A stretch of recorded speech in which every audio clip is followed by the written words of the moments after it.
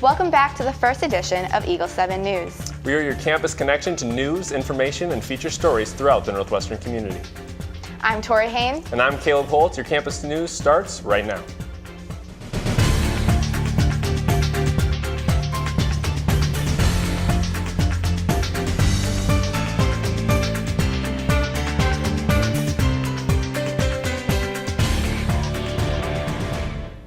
The most fitting way we can think of to open our first broadcast of this year is to honor a special person we lost this summer. Professor Doug Troughton lost his battle with cancer in late July. He was a 20-year journalism professor at Northwestern and a beloved educator. Earlier this month, students and staff gathered to remember the influence he had on the communication department and the Northwestern community as a whole. Before teaching at Northwestern, he was the editor of Minnesota Christian Chronicle magazine, and he's published thousands of magazine articles in the newspaper. Professor Troughton was 58. The Dean of Humanities, Jeremy Kolwinska, had the privilege of serving alongside and getting to know Troughton. Probably familiar with Dr. Troughton's quick wit, his very dry wit, and he could diffuse the tension in a room, but he often used his humor as a way to reveal truth or to expose error, and I think that's what I remember most about Doug.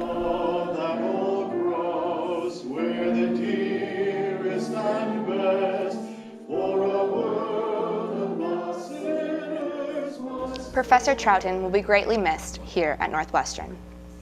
The cleanup continues for storm victims in the Carolinas following September's devastating Hurricane Florence. A group of Northwestern students were actually there in some of the hardest hit spots just this summer. And here's what they told us here at Eagle 7 News.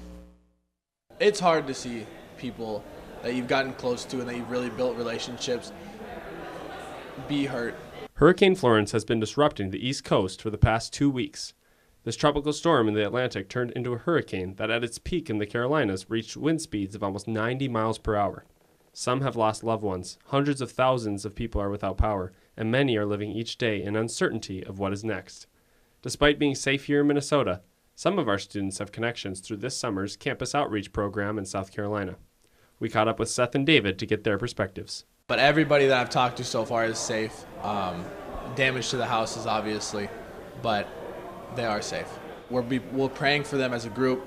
I know a lot of the guys that I'm with that were down there with me are praying for them constantly and checking up on them to make sure they're okay. From what I heard and what's been going on in the news, Garden City's been hit, by the flood, by a hurricane, all this stuff, and it sucks. It hurts. So I worked at Walmart this summer, and I met this lady over there. Her name's Penny, and she told me that she actually stayed in her home. And she's sending me videos, she's sending me a bunch of things about what's going on. It's kind of crazy, what's going on, but I mean, she's doing safe, she's doing good, so there's nothing really to worry about for her. We're always praying for them because they're really special to us. They've done so much to us, and now I think it's our turn to, give them something too, which is prayer, because prayer is really powerful, I believe. Hurricane Florence has been active on the East Coast, but as Seth and David demonstrated, the support for these states is stronger than the storm. For Eagle 7 News, I'm Caleb Holt. It's a story that captured national attention, but unfortunately ended tragically.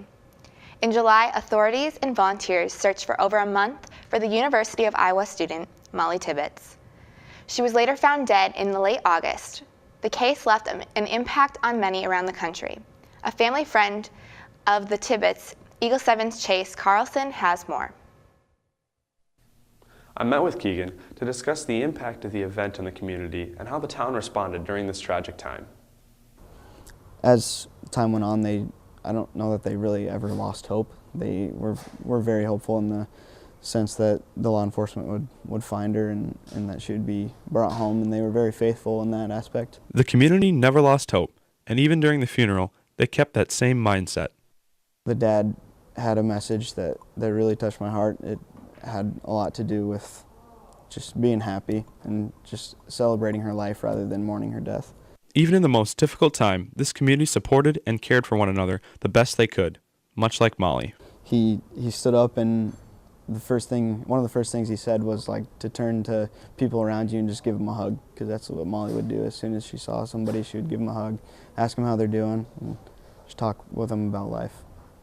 We're stronger now as a community than before. I think she definitely made us come closer, but the community having so much faith together. If somebody got down, then another person would be there to lift them up, and vice versa. Community is what helped get everyone through this tragic time, and that is how Molly's legacy will be remembered, through her family and friends and the community around her, including Keegan, who is here at the University of Northwestern. He, along with many others, are able to remember Molly Tibbetts in a positive light for the joyful person she was. Switching gears, it's time to talk sports. We bring in sports director Ryan Mitchell. Ryan? Thanks, guys. A pair of seniors on the Eagles football team are enjoying their final ride. This duo has become close both on and off the field in their time here at Northwestern. Senior defensive standouts Nick Swore and Ryan Van Manen are cherishing their last go-around as Eagles. They like to have a good time, but also expect great things. I don't see any reason why our team can't win conference again this year. I think Nick and I bring just a lightheartedness to the secondary. We're always like winking and giving corny jokes and slapping butts and doing fun stuff like that. Defensive players can tell that we're having fun, and they like to do that as well. It's kind of like one of those relationships you don't really expect to have, like coming into college, like gaining another brother in my mind, just like being able to live with each other and spend almost the whole day, besides like some classes, just hanging out and bonding. It's something special. The Eagles will face off against a fellow undefeated UMAC squad tomorrow afternoon at Reynolds Field in their matchup with McMurray College. Kickoff is at noon, and you can watch the game on unweagles.com or listen to it on your campus radio station, theremnant.fm. UNW volleyball improved to 9-0 in UMAC play with 2 wins on Wednesday. Northwestern will welcome in a MIAC opponent to the Erickson Center tonight as they take on Augsburg at 5 p.m. Back to you guys. This time of year, the weight room is always full of fall athletes, which is nothing new. But there are some new additions to be aware of. Taylor Gish, a 2012 alum, has been working in fitness, strength, and conditioning for the past 8 years. He is in his first year as Northwestern's head strength and conditioning coach. Gish brings in some new ideas for improvement, along with some new rules. We've instituted here, when you show up to the weight room, bring your ID, come in and be respectful of the place. That's never changed. Just leave the place better than you found it. And then I'm probably especially a bit of a stickler on racking your weights. But bring your ID, come on over, and then a big coaching piece of mine is just, if you got questions, ask. Don't assume. Always ask and make sure that whatever you're doing or whatever you want to do, that you got full clarity on it. For years, students have been involved at the 98.5 KTIS Share-a-thon. It took place this last week. The Share-a-thon is a 4-day event where listeners call in and donate their money to keep the message of Jesus Christ on the air. One student volunteer, Shaylin Cole, shared the reason she takes the time to be a part of this event. I believe that your story is a big part of your walk with Christ. And sometimes music is a really big part of that, and how God speaks to you through music.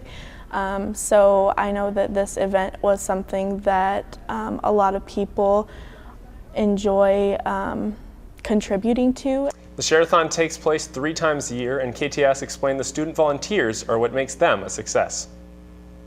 Well, Kayla, we've got a big football game this weekend for homecoming weekend, isn't that right? That's right. Hopefully we'll see a lot of you Eagles out there on Saturday afternoon. For Eagle 7 News, I'm Tori Hoehne. And I'm Caleb Holt. Stay fly, Eagles.